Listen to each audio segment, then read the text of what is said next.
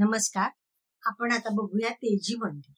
तेजी मंदी ही मार्च पासून आपण बघूया, थोडे दिवसाची, थोडे महिन्याची. म्हणजे रवी संक्रमण ह्या आधारित आपण ही तेजी मंदी करणार. तेजी मंदी म्हणजे काय? तर बाजारामध्ये सर्व वस्तू, कुठली, कांदे, बटाटे, गहू, तांदूळ ह्या सगळ्या गोष्टी, त्यांचे भाव कधी वाढणार आहे, कधी स्टॉक करून ठेवायला पाहिजे, कधी तो विकायला पाहिजे, या सगळ्या गोष्टी आपल्याला ह्या तेजी मंदीमध्ये मिळणार आहे. कुठल्या शेअर्सचा भाव वाढणार आहे, कुठल्या शेअर्सचा भाव कमी होणार आहे, कुठल्या काळामध्ये बाजारामध्ये तेजी निर्माण होईल, कुठल्या काळामध्ये तेजी मंदी येणार आहे, हे सगळं आपल्याला ह्या तेजी मंदीवर कळत असतं. शेअर मार्केटमध्ये पण ह्याचा प्रभाव असतो. आता शेअर मार्केटमध्ये जेव्हा आपण विचार करतो, हे सगळं आपण बघतो, ते कशावरनं बघतो? तर बुधावरनं. बुध आणि बाकीचे ग्रह ही त्याला सगळ्याच, म्हणजे रवी, चंद्र, मंगळ, गुरु, बुध, शुक्र, शनी, राहू, केतू हे सगळे ग्रह लागतात.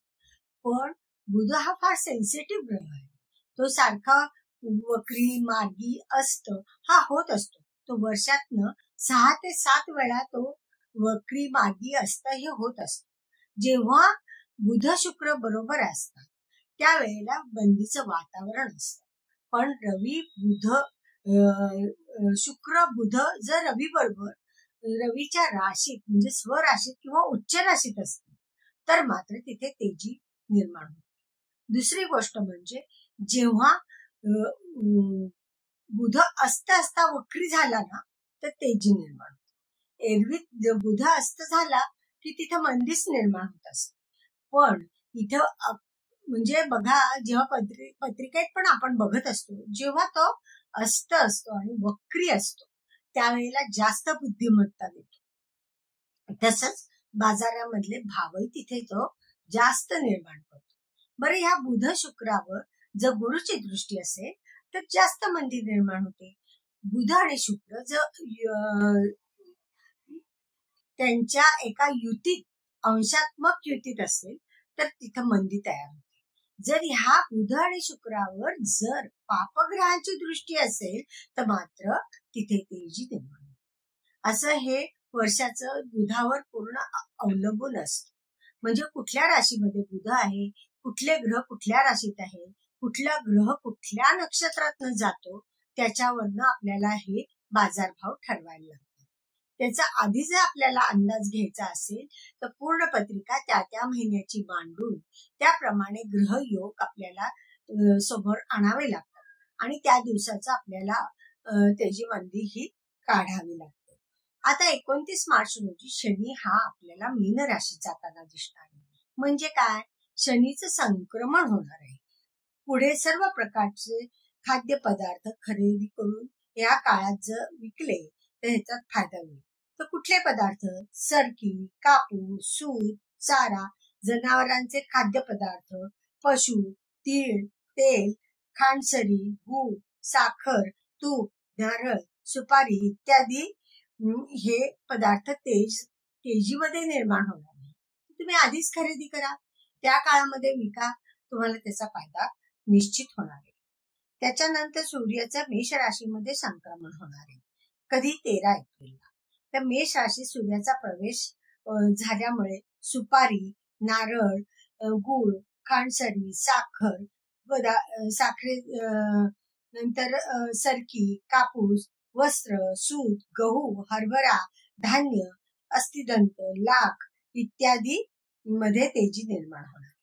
त्याच्यानंतर आहे 12 मे 2025 ही त्या दिवशी पौर्णिमा आहे. मात्र आपल्याला संक्रमण बघायचं आहे.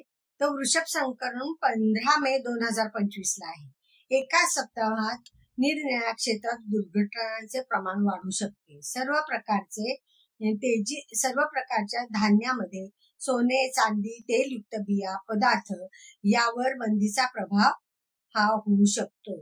तांदूळ, धान्य, सोने, हे तेलयुक्त बिया ह्या ज्या आहे ह्याच्यावर मंदीचं प्रमाण होतं. आता बघा, इथे काय माहितीये का, वृषभ राशी शुक्र आहे, त्यामुळे इथे काय होतं, मंदीचं प्रमाण, शुक्र आला ना, इथे शुक्र आला आणि त्याचं रवी म्हणजे रवी हा वृषभेत गेला, त्यामुळे इथे हे पदार्थ मंदित होऊ शकतात. त्याच्यानंतर जे आहे ते जून संक्रमण आहे. अमावस्या आहे 15 जूनला मिथुन संक्रमण.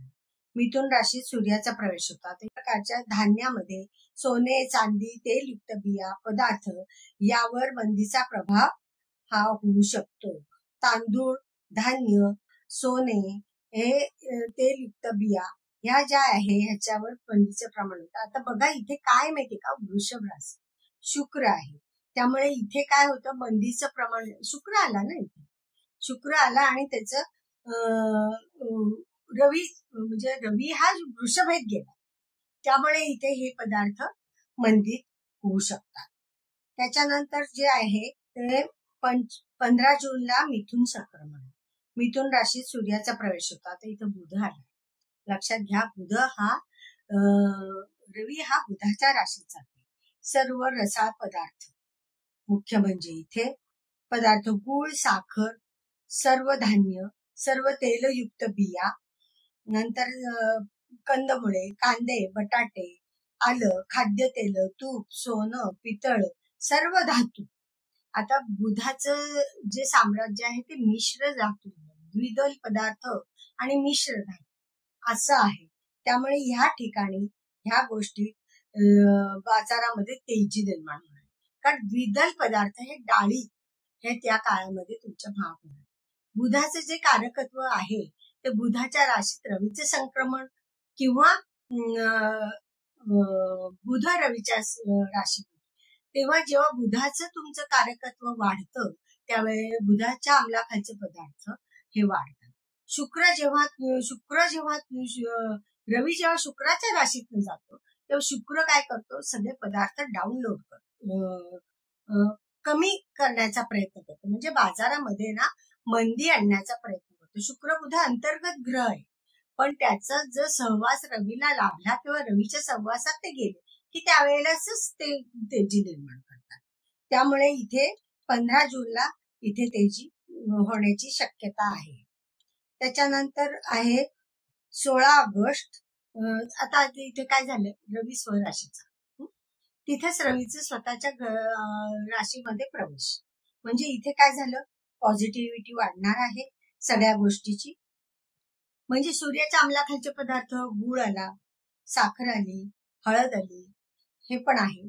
शिवाय तीळ, तेल, तेलयुक्त पदार्थ, लाल रंगाच्या पदार्थ. लाल रंग कशासाठी, रवीचा लाल रंग. आणि दुसरी गोष्ट म्हणजे रवी हा सिंह राशीत, म्हणजे लाल रंगाचे पदार्थ, लाल मिरची, तिखट किंवा उष्ण पदार्थ यांचे तुम्हाला रेट वाढलेले दिसतात. हे टेंटेटिव्हली आहे, अगदी परफेक्ट असं मी सांगू शकत नाही, कारण याच्यात अजून हा अभ्यास हा करायलाच लागणार आहे. मी असा अंदाजाने आता मी तुम्हाला ह्या गोष्टी सांगते, पण त्या बहुतेक वेळा बरोबर आलेल्या आहेत. 17 ऑक्टोबर शुक्रवार आहे, त्या दिवशी बघा आता तूळ राशीमध्ये सूर्याचं प्रवेश, बरं तिथे शुक्रवार पण आलाय आणि तूळ राशीतच रवी गेलाय, म्हणजे इथे काय आलं, शुक्राचं कारकत्व वाढले. मग इथे बघा तुम्ही सूर्याचा प्रवेश होतो आहे तूळ राशीमध्ये. गहू, हरभरा, तांदूळ, कापूस इत्यादींच्या मंदी नंतर तेजी निर्माण होते. आणि नारळ, सुपारी, सोने, गूळ, साखर, खणसरी, तूप, सर्व प्रकार डाळीच्या भावात चढ उतार होत लाल रंगाच्या वस्तू तेजीत असतील, नंतर त्याच्यामध्ये मंदी निर्माण होणार आहे. अशा प्रकारे साधारण हे रवी संक्रमण होणार आहे. या वेळेला अशा प्रकारचे भाव हे असू शकतात, पण शेअर मार्केट आणि तेजी मंदीवर बुधचा जास्त प्रभाव असतो. त्यामुळे बुधाच्या वक्री होणं, मार्गी होणं ह्याच्यावर परिणाम करतात. जेव्हा बुध साधारण 8, 10, 15, 19 अशा दिवसासाठी जेव्हा वक्री होतो तेव्हा तो तेजी निर्माण करतो, पण तो असताना वक्री झाला तर ते जास्त तेजी निर्माण होते, आणि नुसता अस्त झाला तर मात्र 30 ते 40 दिवस जर त्याचं अस्त असेल तर भावामध्ये मंदी.